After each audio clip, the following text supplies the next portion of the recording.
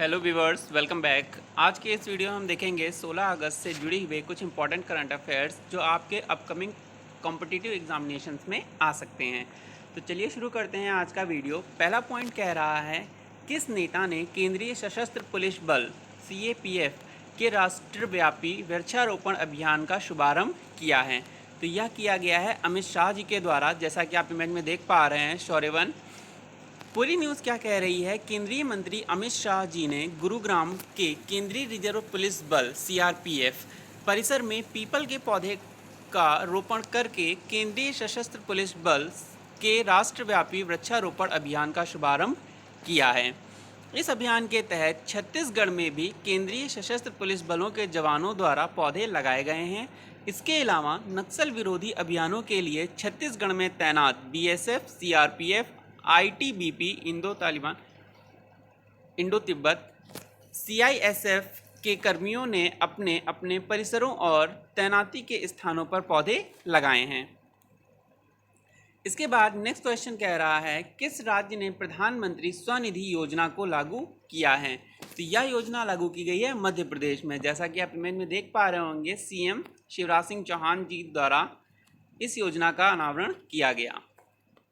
पूरी न्यूज़ क्या कह रही है, स्ट्रीट वेंडर्स जो सब्जी के फेरी वाले जैसे होते हैं, गली गली में जाके बेचते हैं, स्ट्रीट वेंडर्स, उनके लिए शुरू की गई आत्मनिर्भर निधि प्रधानमंत्री स्वनिधि योजना के अंतर्गत है ये, के क्रियान्वयन में मध्य प्रदेश अन्य राज्यों की तुलना में शीर्ष स्थान पर है। इस योजना से वर्तमान में राज्य के 378 नगरीय निकायों को लाभान्वित किया जा रहा है। अब तक 8,70,330 स्ट्रीट वेंडरों ने योजना के तहत पंजीकरण कराया है, जिनमें से 1,76,000 स्ट्रीट वेंडर्स को पहचान पत्र और वेंडिंग सर्टिफिकेट जारी किए गए हैं। इसके अलावा राज्य में लगभग 15 करोड़ 50 लाख के ब्याज मुक्त ऋण के 15,500 केसों को मंजूरी भी। आप इमेज में देख पा रहे हैं, भोपाल के संतोष जोशी को 10,000 रुपये का ऋण प्राप्त हुआ, जिससे वह पुनः अपनी आजीविका के साधन को मजबूत करने में सक्षम हुए। या तो एक एग्जाम्पल दिया जा रहा है। इस योजना के तहत लगभग 10,000 रुपये सीधे खाते में ट्रांसफर किए जाएंगे। इसके बाद अगली न्यूज़ कह रही है, कौन सी केंद्रीय मंत्री ने कोबास 6800 टेस्टिंग मशीन राष्ट्र को समर्पित की है? तो ऑब्वियस सी बात है, कोरोना की टेस्टिंग के लिए है ये। तो स्वास्थ्य मंत्री हमारे कौन है? केंद्रीय स्वास्थ्य और परिवार कल्याण मंत्री डॉक्टर हर्षवर्धन जी। इन्होंने ही इसका अनावरण किया है दिल्ली में। पूरी न्यूज़ क्या कह रही है, केंद्रीय स्वास्थ्य और परिवार कल्याण मंत्री डॉक्टर हर्षवर्धन ने कोबास 6800 नामक कोविड-19 टेस्टिंग मशीन राष्ट्र को समर्पित की। कोबास 6800 देश के ऐसी पहली टेस्टिंग मशीन है जिसके द्वारा सरकार कोविड-19 मामलों की टेस्टिंग करने के लिए खरीदा गया है तथा जिसे दिल्ली में राष्ट्रीय रोग नियंत्रण केंद्र में स्थापित किया गया है। इस मशीन में एक साथ कई टेस्ट किए जा सकते हैं।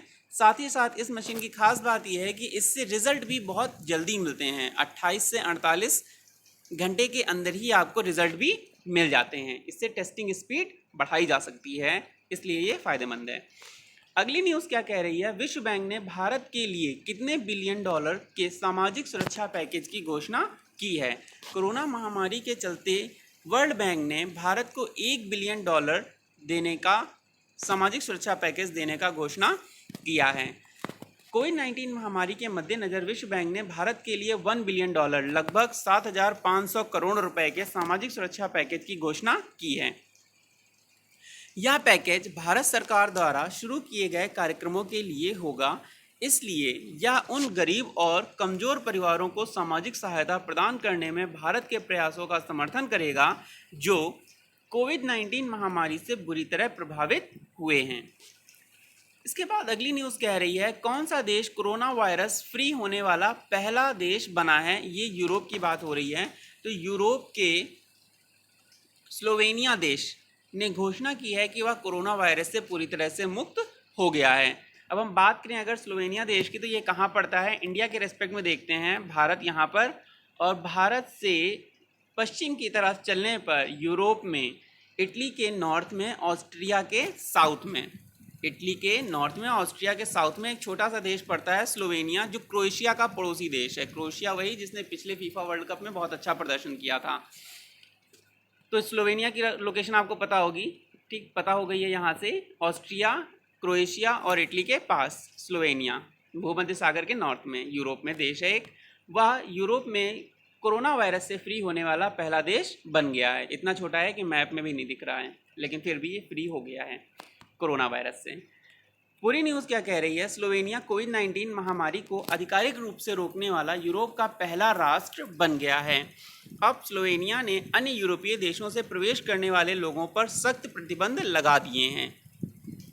इटली, ऑस्ट्रिया, हंगरी और क्रोएशिया से जुड़े, यानी ये सभी पड़ोसी देश हैं, इनसे जुड़े 2 मिलियन से अधिक लोगों के देशों में महामारी घोषित किए जाने के बाद से कोविड-19 के 1464 मामले सामने आए हैं और 103 की मौत भी इससे हो चुकी है, लेकिन अभी सबको सही कर लिया गया है स्लोवेनिया में।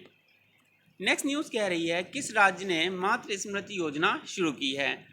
तो यह योजना शुरू की गई है पश्चिम बंगाल में। जैसा कि आप इमेज देख के जान ही गए होंगे, पश्चिम बंगाल की मुख्यमंत्री ममता बनर्जी जी, इनके द्वारा यह स्कीम लॉन्च की गई है और इसका उद्देश्य है लगभग 50,000 एकड़ जो इनफर्टाइल बैरन लैंड है 6 जिलों में, उनको यूटिलाइज करना।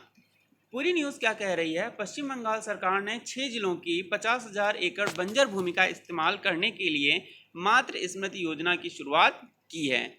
यह योजना बागवानी और मछली पालन में स्थानीय लोगों को जोड़ते हुए आय गतिविधियों को शुरू करने में मददगार साबित होगी।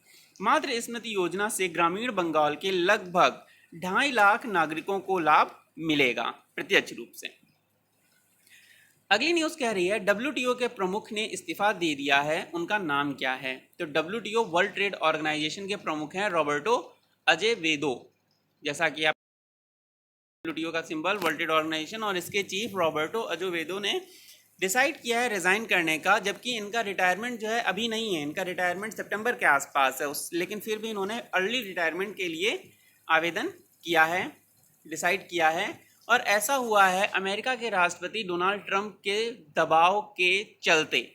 पूरी न्यूज़ क्या कह रही है? विश्व व्यापार संगठन के प्रमुख रॉबर्टो अजेवेदो 31 अगस्त को अपने पद से हट जाएंगे। वह 2013 में विश्व व्यापार संगठन के प्रमुख बने थे। ब्राज़ील के 62 वर्षीय राजनयिक का दूसरा 4 वर्षीय कार्यकाल, यानी ये 2013 से बने हुए हैं, 4 साल 2017 तक थे, फिर 4 साल 2021 तक, सितंबर 2021 तक इनका कार्यकाल है। लेकिन अब वह कुछ सालों से अमेरिकी राष्ट्रपति डोनाल्ड ट्रंप की तरफ से बनाए जा रहे गहन दबाव में आकर अपने कार्यकाल में कटौती कर रहे हैं। डोनाल्ड ट्रंप ने जिनेवा कहाँ है? स्विट्जरलैंड की कैपिटल है ये। जिनेवा स्थित व्यापार निकाय पर अमेरिका विरोधी पूर्वाग्रह और अन्य शिकायतों का आरोप लगाया था। डोनाल्ड ट्रंप तो WHO पर भी आरोप लगा रहे हैं, लेकिन उसके मुखिया ने तो कोई ऐसा कदम नहीं उठाया। ठीक है, तो जो शक्तिशाली देश हैं वो तो दबाव बनाते ही रहते हैं अपने पक्ष में नीतियां बनाने के लिए, जिसके चलते WTO के चीफ ने अर्ली रिटायरमेंट लिया है। इसके बाद नेक्स्ट न्यूज़ कह रही है विधु नायर को किस देश का नया राजदूत बनाया गया है? तो विधु नायर आप इमेज में देख रहते हैं, ये इंडियन फॉरेन सर्विसेज से रिलेट करते हैं और ये तुर्कमेनिस्तान के नए राजदूत बनाए गए हैं। तुर्कमेनिस्तान कहाँ है? आप इमेज में देख पा रहे होंगे, इंडिया के वेस्ट में चलते हैं पाकिस्तान, अफगानिस्तान, और फिर अगला देश पड़ता है तुर्कमेनिस्तान। देख पा रहे होंगे कैस्पियन सागर के पूर्व में और ईरान के उत्तर में, अफगानिस्तान के पश्चिम में देश है एक छोटा सा तुर्कमेनिस्तान, और यहीं के नए राजदूत बनाए गए हैं विधु नायर जी। पूरी न्यूज़ क्या कह रही है? भारत सरकार द्वारा डॉक्टर विधु पी नायर को तुर्कमेनिस्तान में भारत का अगला राजदूत नियुक्त किया गया है। यह वर्तमान में विदेश मंत्रालय में निदेशक के रूप में कार्यरत हैं। 2 बैच के इंडियन फॉरेन सर्विसेज विदेश सेवा अधिकारी भी हैं। इसके बाद अगली न्यूज़ कह रही है भारत के किस व्यक्ति को ग्लोबल ह्यूमैनिटेरियन अवार्ड 2020 से सम्मानित किया गया है? तो ग्लोबल ह्यूमैनिटेरियन अवार्ड 2020 से सम्मानित किए जाने वाले भारतीय व्यक्ति हैं सचिन अवस्थी जी। जैसा कि आप इमेज में देख पा रहे हैं, सचिन अवस्थी जी को ग्लोबल ह्यूमैनिटेरियन अवार्ड से सम्मानित किया गया है 2020 के लिए।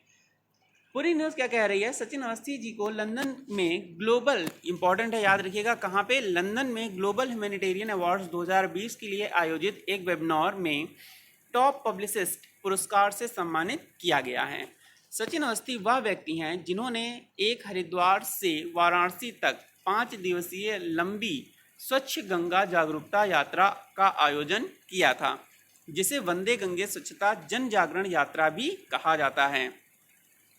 अब अगर आपसे पूछ दिया जाए वंदे गंगे जागरण स्वच्छता जन जागरण यात्रा किससे संबंधित है, तो वो सचिन अवस्थी जी से संबंधित है।